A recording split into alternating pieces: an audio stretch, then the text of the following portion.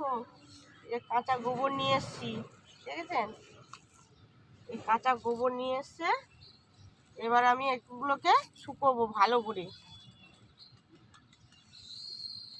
এই গোবরটাকে না শুকোলে গাছের গোড়ায় দেওয়া যায়। আমি গোবরটা এখানে একটা খাটাল আছে, এই খাটাল থেকে নিয়ে এসেছি এক দু বালতি নিয়ে এসেছি।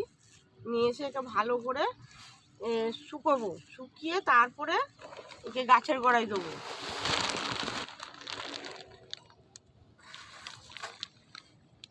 এবার শুকনো করাটাও দেখাবো কীরকম আমি শুকিয়েছি, কীভাবে আমি শুকিয়েছি। আর এটা শুকনো করে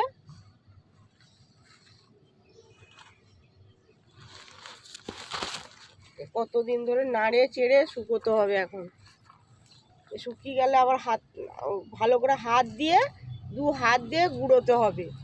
আর শুকনো যখন হবে এটা আবার একটুখানি উল্টে পাল্টে শুকোতে হবে। শুকিয়ে তারপর হাত দিয়ে আমি ওকে গুঁড়ো করবো, এরকম করে হাত দিয়ে গুঁড়ো করবো।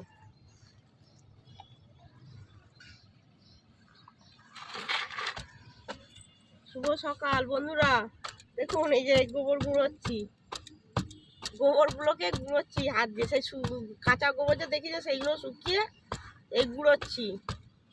এই গুঁড়িয়ে এবারে এগুলোকে জলে ভিজাবো, ভালো করে গুঁড়োতে হবে কিন্তু গুঁড়িয়ে তারপরে আমি করবো, জলে কিছুটা ভিজাবো আর কিছুটা রেখে দেবো। এবার আজ যে গাছ ফাছ বসাবো না, গাছের দেবো সব সেই যে গোবর, কাঁচা গোবর থেকে এরকম ভালো করে শুকিয়ে যে গুঁড়ো করছি, ঠিক আছে? গুঁড়ো করেছি।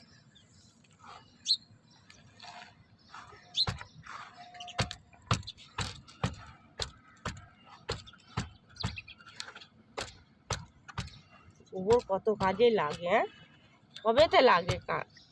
গোবর এমন একটা জিনিস, সবেতে লাগে। গাছ কেন, মানুষের সব কাজে লাগে। একটা পুজো আচ্চা হলে লাগে, গোবর না হলে কোনো শুদ্ধ কাজই হয় না। যে কোনো কাজ করতে গেলেই গোমূর দরকার হয়। কি আপনাদের কি আমার মতন মত আছে, একই মত নাকি? কমেন্ট করে জানাবেন।